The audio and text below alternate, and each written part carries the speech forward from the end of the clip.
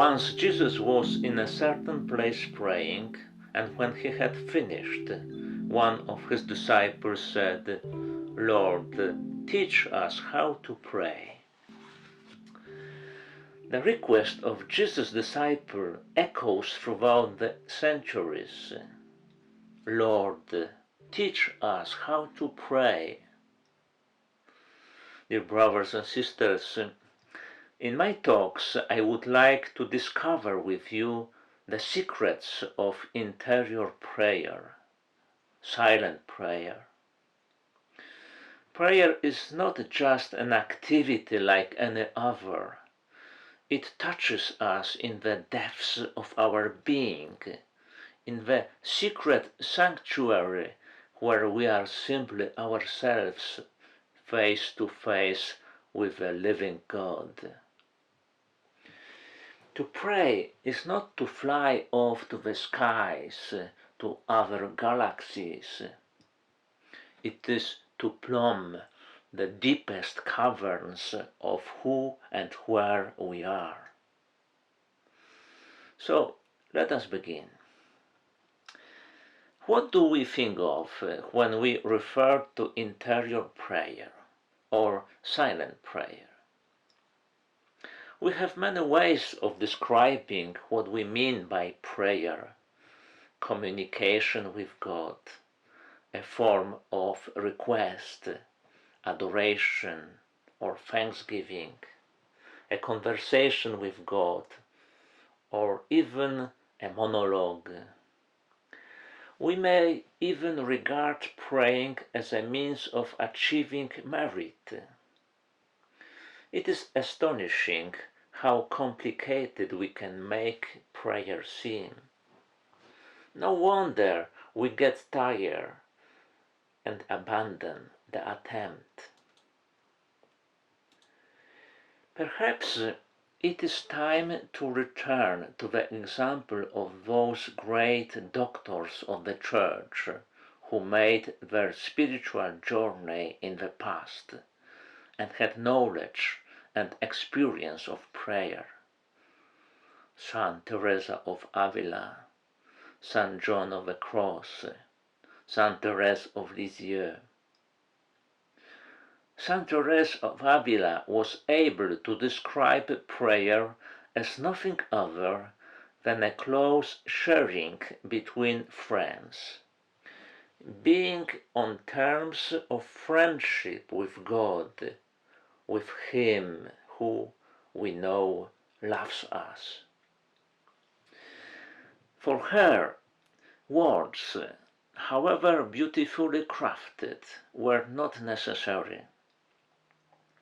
Wasn't it Jesus himself who said, "In your prayers do not babble as the Gentiles do, for they think that by using many words they will make themselves heard."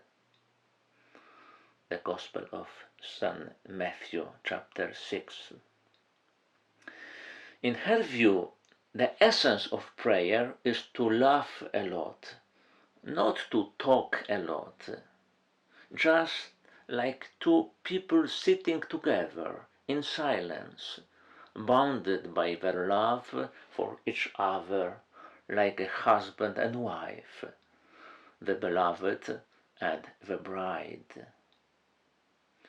In order to be with God, we do not have to say anything.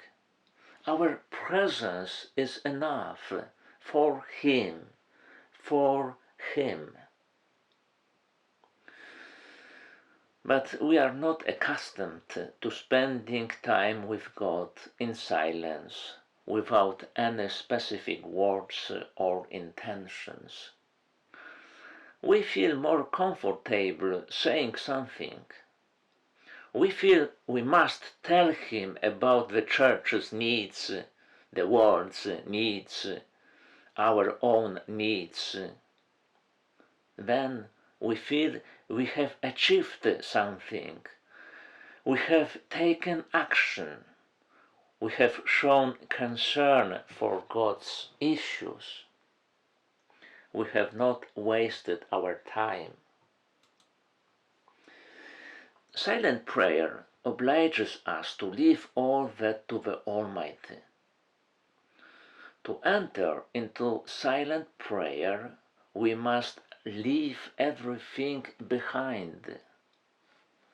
All must be still and silent, so that we can prepare to open our soul for the presence and the action of the Holy Trinity. We have to give God the time to act upon us and transform us into His own image, which is what He wishes to do.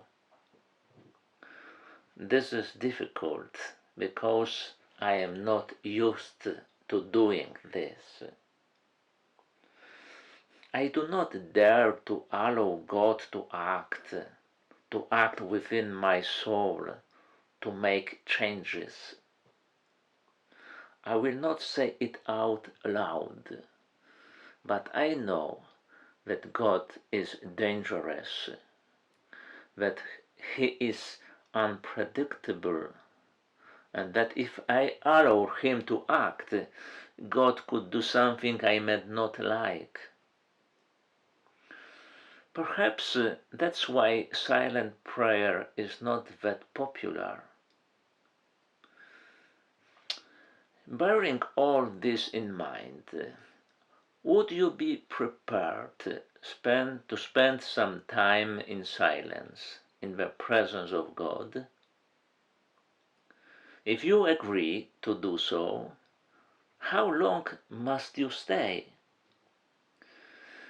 Jesus chided the disciples who were not able to stay awake with him for 1 hour.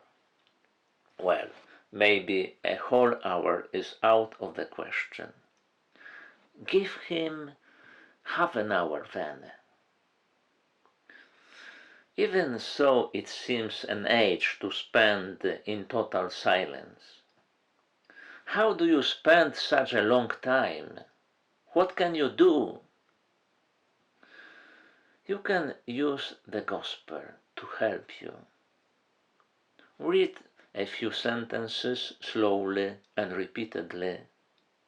Keep these sentences in your mind and believe that this is Jesus whispering them in your soul.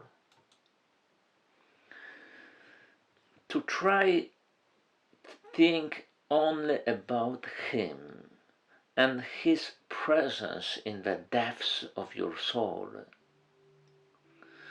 If you feel you have to say something, just say, I believe.